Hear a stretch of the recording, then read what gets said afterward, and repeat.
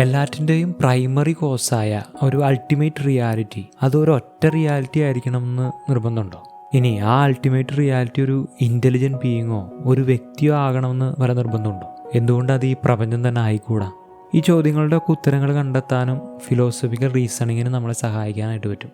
പക്ഷെ അതെല്ലാം ഇപ്പോൾ എക്സ്പ്ലെയിൻ ചെയ്യാനല്ല നമ്മളിതൊക്കെ പറഞ്ഞു തുടങ്ങിയത്. അത് മറ്റൊരു വീഡിയോയിൽ നോക്കാം. നമ്മളിപ്പോൾ പറഞ്ഞു വന്നത് ഇതാണ്: സൃഷ്ടികർമ്മം പോലുള്ളൊരു കാര്യത്തെ മനസ്സിലാക്കാനായിട്ട് ദൈവിക വെളിപാടിനും നാച്ചുറൽ സയൻസിനും ഇടയ്ക്കുള്ള ഫിലോസഫി ഉപയോഗിക്കാനായിട്ട് മറക്കരുത്, അല്ലെങ്കിൽ മടിക്കരുത്.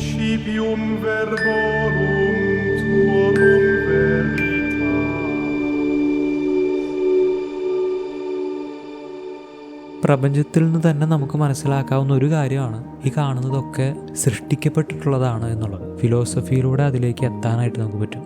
അതിൻ്റെ വിശദാംശങ്ങളിലേക്ക് കടക്കുന്നതിന് മുമ്പ് സൃഷ്ടിക്കപ്പെട്ടതാണ് എന്ന് സഭ പറയുമ്പോൾ പാരമ്പര്യമായിട്ട് സഭ എന്താണ് ശരിക്കും ഉദ്ദേശിക്കുന്നത് എന്നൊന്നും നോക്കേണ്ടതായിട്ടുണ്ട്. ജോസഫേട്ടൻ്റെ വീട്ടിലെ കോഴി അതെങ്ങനെയാണ് ഉണ്ടായതെന്ന് നമുക്കറിയാം. ഒരു പിടക്കോഴി മുട്ടയിട്ട് ആ മുട്ടമേൽ അടയിരുന്ന് 10-21 ദിവസം ചൂട് കിട്ടി അത് വിരിഞ്ഞിട്ടാണ് ജോസഫേട്ടൻ്റെ കോഴി ഉണ്ടായത്. എങ്ങനെയാണ് ആ കോഴി ഉണ്ടായതെന്ന് വലിയ സയൻസൊക്കെ പഠിക്കാതെ തന്നെ നമുക്ക് എക്സ്പ്ലെയിൻ ചെയ്യാനായിട്ട് പറ്റും. പക്ഷേ ജോസഫേട്ടൻ്റെ ആ കോഴിയും ദൈവത്തിൻ്റെ സൃഷ്ടിയാണെന്നാണ് കത്തോലിക്ക സഭ പറയുന്നത്.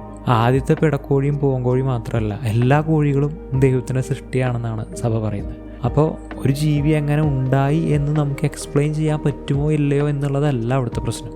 എല്ലാ ജീവജാലങ്ങളും ദൈവത്തിൻ്റെ സൃഷ്ടിയാണെന്ന് സഭ മനസ്സിലാക്കണം. അപ്പോൾ അങ്ങനെയാണെങ്കിൽ ഈ സൃഷ്ടിക്കുക എന്ന് പറയുമ്പോൾ സഭ ശരിക്കും എന്താ ഉദ്ദേശിക്കുന്നത്?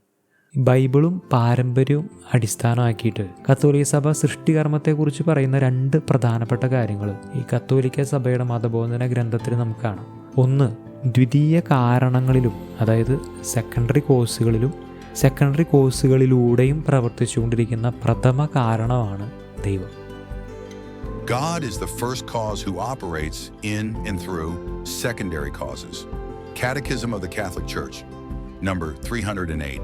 ഇനി രണ്ടാമത്തെ കാര്യം, ദൈവം എല്ലാറ്റിനും ഉണ്മയും അസ്തിത്വവും അതായത് ബീയിങ്ങും എക്സിസ്റ്റൻസും നൽകുക മാത്രമല്ല ചെയ്യുന്നത്, ഓരോ നിമിഷവും അവയെ ഉണ്മയിൽ ആ ബീയിങ്ങിൽ താങ്ങി നിർത്തുകയും നിലനിർത്തുകയും ചെയ്യുന്നു.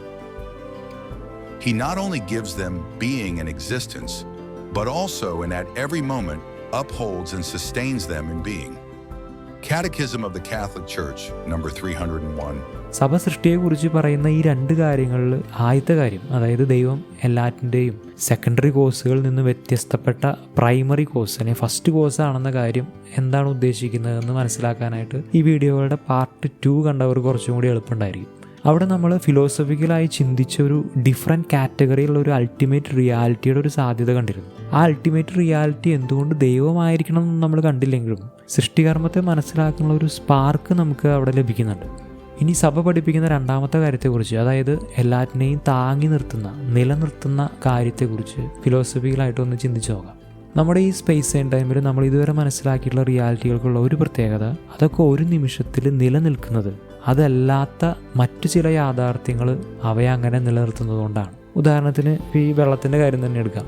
ഈ വെള്ളത്തെ ഈ ഒരു നിമിഷത്തിൽ വെള്ളമായിട്ട് നിലനിർത്തുന്നത് പല കാര്യങ്ങളാണ്. ഈ സമയം ഒന്നിച്ചിരിക്കുന്ന ഹൈഡ്രജൻ ആറ്റങ്ങളുണ്ട്, ഓക്സിജൻ ആറ്റങ്ങൾ വേണം, ഈ മുറിയിലെ പ്രത്യേക ടെമ്പറേച്ചർ താപനില വേണം. കാരണം താപനില 100 ഡിഗ്രി സെൽഷ്യസിന് മുകളിലാണെങ്കിൽ ഇത് ചിലപ്പോൾ നീരാവിയായിട്ട് പോയേനെ. അങ്ങനെ ഒരുപാട് കണ്ടീഷനുകളുണ്ട്. ഇനി ഈ പറഞ്ഞ കണ്ടീഷനുകളൊക്കെ നിലനിൽക്കുന്നത് മറ്റു പലതും അവയെ അങ്ങനെ നിലനിർത്തുന്നത് കൊണ്ടാണ്. ഉദാഹരണത്തിന് ഈ മുറിയിലെ ടെമ്പറേച്ചറിനെ ഇതുപോലെ നിലനിർത്തുന്ന ഒരു കാര്യം, അത് ഭൂമിക്ക് ഈ നിമിഷത്തിൽ സൂര്യനിൽ നിന്നുള്ള അകലമാണ്. ഇനി ഹൈഡ്രജൻ്റെയും ഓക്സിജൻ്റെയും ആറ്റങ്ങളെ അങ്ങനെ നിലനിർത്തുന്നത് എന്താ? ഇലക്ട്രോണുകളും പ്രോട്ടോണുകളും ന്യൂട്രോണുകളും മറ്റു ഫോഴ്സുകളുമാണ്. അവയ്ക്കുള്ളിലേക്ക് പോയാൽ ക്വാണ്ടം മെക്കാനിക്സ് പഠിപ്പിക്കുന്നത് ഇത് തന്നെയാണ്. അതായത് ഓരോ യാഥാർത്ഥ്യങ്ങളും ഓരോ നിമിഷത്തിലും ഒരു പ്രത്യേക അവസ്ഥയിൽ നിലനിൽക്കുന്നത് അതിനെ അപ്രകാരം നിലനിർത്തുന്ന മറ്റ് യാഥാർത്ഥ്യങ്ങളാലാണ് എന്നത്. അങ്ങനെയെങ്കിൽ ലോജിക്കലായിട്ടൊരു കാര്യം നമുക്ക് പറയാൻ പറ്റും. ഈ സ്പേസ് ആൻഡ് ടൈമിൽ നമ്മൾ മനസ്സിലാക്കിയിട്ടുള്ള യാഥാർത്ഥ്യങ്ങളെല്ലാം ഓരോ നിമിഷത്തിലും എക്സിസ്റ്റ് ചെയ്യുന്നത്, അതായത് നിലനിൽക്കുന്നത് ആ റിയാലിറ്റി അല്ലാത്ത മറ്റു പല റിയാലിറ്റികളും അതിനെ എക്സിസ്റ്റ് ചെയ്യാൻ സഹായിക്കുന്നത് കൊണ്ട്, ആലങ്കാരിക ഭാഷയിൽ പറഞ്ഞാൽ അതിനെ താങ്ങി നിർത്തുന്നത് കൊണ്ടാണ്. ഒരുപാട് വസ്തുക്കൾ ഒന്നിനു മീതെ ഒന്നായി അടക്കി വച്ചിരിക്കുന്നത് പോലെ അതിലൊന്ന് എടുത്തു മാറ്റിയാൽ അതിൻ്റെ മുകളിലുള്ളതൊക്കെ ഇല്ലാതായിട്ട് തീരും. അങ്ങനെയെങ്കിൽ ഈ നിമിഷത്തിൽ അത് പറയുമ്പോഴേക്കും ആ നിമിഷം കഴിഞ്ഞു, അടുത്ത നിമിഷമായി. എങ്കിലും ഈ ഓരോ നിമിഷങ്ങളിലും നമ്മളൊക്കെ എങ്ങനെ ഇവിടെ ഇങ്ങനെ ആയിരിക്കുന്നു എന്ന ചോദ്യത്തിന് ഒരു അൾട്ടിമേറ്റ് ആൻസർ കൊടുക്കണമെങ്കിൽ ഒരു കാര്യം സമ്മതിക്കേണ്ടി വരും. നമ്മെ അപ്രകാരം നിലനിർത്തുന്ന മറ്റ് യാഥാർത്ഥ്യങ്ങൾക്കും അവയെ അങ്ങനെ നിലനിർത്തുന്ന അതിനും താഴെയുള്ള മറ്റ് യാഥാർത്ഥ്യങ്ങൾക്കും ഇങ്ങനെയുള്ള എല്ലാ യാഥാർത്ഥ്യങ്ങൾക്കും പുറകിൽ സ്വയം നിലനിൽക്കുന്ന, സ്വയം എക്സിസ്റ്റ് ചെയ്യുന്ന, അതായത് നിലനിൽക്കാനായിട്ട് വേറെ ഒന്നിൻ്റെ സഹായം ആവശ്യമില്ലാത്തൊരു യാഥാർത്ഥ്യം, ഒരു അൾട്ടിമേറ്റ് റിയാലിറ്റി ഉണ്ടായിരിക്കണം. ഇവിടെയും നമ്മൾ മുമ്പ് കണ്ടതുപോലെ ഒരു കാറ്റഗറിക്കൽ ഡിഫറൻസ് ഉണ്ട്. അതായത് ഇതുവരെ നമ്മൾ നിരീക്ഷിച്ച് പരീക്ഷിച്ച അനുമാനങ്ങളോടെ മനസ്സിലാക്കിയിട്ടുള്ള പ്രപഞ്ചത്തിൻ്റെ ഈ പറഞ്ഞ കാറ്റഗറിയിൽ പെടുന്നതാവില്ല ഈ അൾട്ടിമേറ്റ് റിയാലിറ്റി. നിലനിൽക്കാനായിട്ട് മറ്റൊന്നിൻ്റെയും ആവശ്യമില്ലാത്തതും സ്വയം എക്സിസ്റ്റ് ചെയ്യുന്നതുമായ ഒരു യാഥാർത്ഥ്യമായിരിക്കില്ലേ അത്. ഈ അൾട്ടിമേറ്റ് റിയാലിറ്റി എന്നത് നമ്മൾ മനസ്സിലാക്കുന്ന ദൈവമാണോ എന്ന് പറയണമെങ്കിൽ കുറച്ചുകൂടി ചിന്തിക്കേണ്ടതായിട്ടുണ്ട്. അവിടേക്ക് നമ്മളിപ്പോൾ പോകുന്നില്ല. എങ്കിലും സൃഷ്ടിയെക്കുറിച്ച് സഭ പഠിപ്പിക്കുന്ന രണ്ടാമത്തെ പ്രത്യേകതയിലേക്ക്, അതായത് ദൈവത്തിൻ്റെ സൃഷ്ടികർമ്മം എന്നത് എല്ലാറ്റിനെയും താങ്ങി നിർത്തുന്ന ഒരു കണ്ടിന്യൂസ് ആക്റ്റ് ആണെന്ന കാര്യത്തിലേക്ക് ഈ ഒരു ഫിലോസഫിക്കൽ റീസണിങ്ങിലൂടെ കുറച്ചും കൂടി വെളിച്ചം നമുക്ക് കിട്ടുന്നുണ്ട്. ഇതോടെ ഒരു കാര്യം വ്യക്തമാണ്, ദൈവം എല്ലാറ്റിനെയും സൃഷ്ടിച്ചു എന്ന് പറയുമ്പോൾ കത്തോലിക്ക സഭ യഥാർത്ഥത്തിൽ പഠിപ്പിക്കുന്നത് വളരെ ആഴമുള്ള ഒരു ചിന്തയാണ്. അത് മനസ്സിലാക്കാൻ നമ്മെ കുറച്ചുകൂടി സഹായിക്കാനായിട്ട് പറ്റുന്നത് നാച്ചുറൽ സയൻസുകളുടെ മെത്തേഡുകൾക്കല്ല, അവയെ ഉപയോഗിച്ചിട്ടുള്ള ഫിലോസഫിക്കൽ റീസണിങ്ങിനാണ്. അതുകൊണ്ടാണ് ഫിലോസഫി നമ്മൾ മിസ് ചെയ്യരുത് എന്ന് പറയുന്നത്. അപ്പോഴും ഒരു ചോദ്യം, ഈ ബൈബിളിൽ ഉൽപ്പത്തി പുസ്തകത്തിൽ സൃഷ്ടിയെക്കുറിച്ച് പറയുന്നതിനെ കത്തോലിക്ക സഭ എങ്ങനെയാണ് മനസ്സിലാക്കുന്നത്? ഈ വീഡിയോയുടെ പാർട്ട് 1 പറഞ്ഞതുപോലെ ദൈവം ഓരോന്നിനെയും ഏതു ദിവസത്തിൽ സയൻറ്റിഫിക്കലി എങ്ങനെ സൃഷ്ടിച്ചു എന്ന് പറയുകയല്ല ബൈബിളിലെ പുസ്തകങ്ങളുടെ ലക്ഷ്യം. ഇനി അതുപോലെ തന്നെ ഇവിടെ പറഞ്ഞ സൃഷ്ടിയുടെ ഫിലോസഫി പഠിപ്പിക്കാൻ വേണ്ടിയിട്ടുമല്ല അവ എഴുതിയിട്ടുള്ളത്, മറിച്ച് സൃഷ്ടികർമ്മത്തിൻ്റെ ദൈവശാസ്ത്രവും ആധ്യാത്മികതയും അതിലൂടെ ലഭിക്കുന്ന ലോകവീക്ഷണവും ഒക്കെ പകർന്നു തരാനാണ്. ഉദാഹരണത്തിന് ഉൽപ്പത്തി പുസ്തകത്തിൽ പറയുന്നു, ദൈവമായ കർത്താവ് ഭൂമിയിലെ പൂഴി കൊണ്ട് മനുഷ്യനെ രൂപപ്പെടുത്തുകയും ജീവൻ്റെ ശ്വാസം അവൻ്റെ നാസാരന്ധ്രങ്ങളിലേക്ക്, അതായത് അവൻ്റെ മൂക്കിലേക്ക് നിശ്വസിക്കുകയും ചെയ്തു. അങ്ങനെ മനുഷ്യൻ ജീവനുള്ളവനായി തീർന്നു. ഇവിടെ ഗ്രന്ഥകാരൻ പറയാൻ ഉദ്ദേശിക്കുന്നത് മനുഷ്യ സൃഷ്ടിക്ക് ദൈവം ഉപയോഗിച്ച ഭൗതികമായിട്ടുള്ള പ്രക്രിയ, അതായത് ഫിസിക്കൽ പ്രോസസ്സ് എന്ത് എന്നുള്ളതല്ല. ശരീരമില്ലാത്ത ദൈവത്തിന് ശ്വസിക്കേണ്ട ആവശ്യമില്ല, പിന്നെ എങ്ങനെയാണ് ദൈവം നിശ്വസിക്കുന്നത്? അവിടെ തന്നെ മനസ്സിലാക്കാം, ഗ്രന്ഥകാരൻ ഉപയോഗിക്കുന്നത് ഒരു അലഗറിക്കൽ ലാംഗ്വേജാണ്. സൃഷ്ടികർമ്മത്തിൻ്റെ ഭൗതിക പ്രക്രിയയെക്കുറിച്ച് പഠിക്കാൻ ആഗ്രഹിക്കുന്നവർ നാച്ചുറൽ സയൻസുകളാണ് പഠിക്കേണ്ടത്. മറിച്ച് നമ്മൾ ഈ കണ്ട ബൈബിൾ വാക്യത്തിൽ സഭ മനസ്സിലാക്കുന്നത് ഒരുപാട് ദൈവശാസ്ത്രപരമായ സത്യങ്ങളാണ്. ഉദാഹരണത്തിന് ഇതിലെ ഒരു പ്രധാനപ്പെട്ട ദൈവീയ വെളിപാട് പറയാം. മനുഷ്യ ശരീരത്തിൻ്റെ സൃഷ്ടിയും മനുഷ്യാത്മാവിൻ്റെ സൃഷ്ടിയും രണ്ടും രണ്ടാണ്. അതായത് കത്തോലിക്ക സഭ വിശ്വസിക്കുന്നത് ദൈവം മനുഷ്യ ശരീരം സെക്കൻഡറി കോഴ്സുകൾ ഉപയോഗിച്ച് സൃഷ്ടിച്ചാലും മനുഷ്യാത്മാവിനെ മറ്റൊരു സെക്കൻഡറി കോഴ്സുകൾ ഉപയോഗിക്കാതെ ദൈവം നേരിട്ട് സൃഷ്ടിക്കുന്നതാണ്. അതായത് പ്രൈമറി കോഴ്സായ ദൈവം എൻ്റെ ശരീരത്തെ അതിൻ്റെ ഒരുപാട് സെക്കൻഡറി കോഴ്സുകളിലൂടെ, പ്രത്യേകിച്ച് അവയുടെ അവസാനത്തെ കണ്ണികളായ എൻ്റെ അമ്മയിലൂടെയും അപ്പനിലൂടെയും സൃഷ്ടിച്ചതാണെങ്കിലും എൻ്റെ ആത്മാവിനെ ദൈവം നേരിട്ട് സൃഷ്ടിച്ചതാണ്. ഇതാണ് വിശുദ്ധ ഗ്രന്ഥവും വിശുദ്ധ പാരമ്പര്യം അടിസ്ഥാനമാക്കി കത്തോലിക്ക സഭ വിശ്വസിക്കുന്ന ഒരു കാര്യം.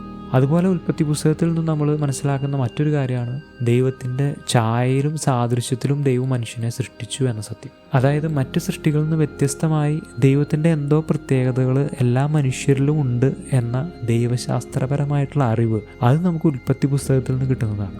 നേരത്തെ പറഞ്ഞതുപോലെ സൃഷ്ടിയായിട്ട് ബന്ധപ്പെട്ട ഇത്തരത്തിൽ ദൈവശാസ്ത്രപരവും ആധ്യാത്മികവുമായിട്ടുള്ള അനേകം സത്യങ്ങൾ കൺവേ ചെയ്യുക എന്നുള്ളതാണ് ഉൽപ്പത്തി പുസ്തകത്തിലെ ആദ്യ ഭാഗത്ത് ഗ്രന്ഥകാരൻ ചെയ്യുന്നത്. അല്ലാതെ സൃഷ്ടിയുടെ ബയോളജിയോ കെമിസ്ട്രിയോ ഫിലോസഫിയോ വിശദീകരിക്കുകയല്ല. അങ്ങനെ കൺവേ ചെയ്തിട്ടുള്ള കാര്യങ്ങൾ മനുഷ്യൻ്റെ മൂല്യവും ജീവിത ലക്ഷ്യവുമായിട്ട് ബന്ധപ്പെട്ട കാര്യങ്ങളാണ്. അതൊന്നും തന്നെ നാച്ചുറൽ സയൻസ് ഉപയോഗിച്ച് പൂർണ്ണമായിട്ട് തെളിയിക്കാനോ നിഷേധിക്കാനോ നമുക്ക് പറ്റില്ല. കാരണം അവയുടെ സബ്ജക്റ്റ് മാറ്റർ, അവ കൈകാര്യം ചെയ്യുന്ന വിഷയം തന്നെ ക്വാളിറ്റേറ്റീവ്ലി ഡിഫറൻ്റ് ആണ്. അവസാനമായിട്ട് ഈ വീഡിയോയുടെ പ്രധാനപ്പെട്ട ആ ചോദ്യത്തിലേക്ക് വരാം. സൃഷ്ടിയെക്കുറിച്ച് പറയുമ്പോൾ സഭയാണോ ശാസ്ത്രമാണോ ശരി? നമുക്കിങ്ങനെ പറയാൻ തോന്നുന്നു. കത്തോലിക്ക സഭ പഠിപ്പിക്കുന്ന സൃഷ്ടികർമ്മം എന്ന വളരെ ആഴത്തിലുള്ള യാഥാർത്ഥ്യം നമ്മുടെ ബുദ്ധി കൊണ്ടൊന്ന് മനസ്സിലാക്കിയെടുക്കാനായിട്ട് നമ്മൾ ഫിലോസഫിക്കൽ റീസണിങ് ആണ് ഉപയോഗിക്കേണ്ടത്. അതൊരിക്കലും മിസ് ചെയ്യരുത്. ഇനി സൃഷ്ടികർമ്മത്തിൻ്റെ ഫിസിക്കൽ റിയാലിറ്റിയെക്കുറിച്ച്, അതായത് സൃഷ്ടികർമ്മം എപ്പോൾ ഏത് രീതിയിൽ നടക്കുന്നു എന്ന ഭൗതിക യാഥാർത്ഥ്യത്തെ, ആ ഒരു ഫിസിക്കൽ റിയാലിറ്റിയെക്കുറിച്ച് ശരിയായിട്ട് മനസ്സിലാക്കാൻ നമ്മെ സഹായിക്കുന്നത് നാച്ചുറൽ സയൻസുകളാണ്. അത് നമ്മൾ അന്വേഷിക്കേണ്ടത് സയൻസ് പുസ്തകങ്ങളിലാണ്. അതേസമയം സൃഷ്ടികർമ്മത്തിൻ്റെ ദൈവശാസ്ത്രവും ആധ്യാത്മികതയും അർത്ഥതലങ്ങളും നമുക്ക് പറഞ്ഞു തരുന്നത് സഭാ പഠനങ്ങൾ, അതായത് വിശുദ്ധ ഗ്രന്ഥത്തിലും വിശുദ്ധ പാരമ്പര്യത്തിലും അടിസ്ഥാനപ്പെടുത്തിയിട്ടുള്ള കത്തോലിക്ക സഭയുടെ പ്രബോധനങ്ങളാണ്. ഇവ ഓരോന്നും അതതിൻ്റെ മേഖലകളിലാണ് ശരി എന്നാണ് എനിക്ക് തോന്നുന്നത്. നിങ്ങൾക്ക് എന്ത് തോന്നുന്നു? Principium Verbo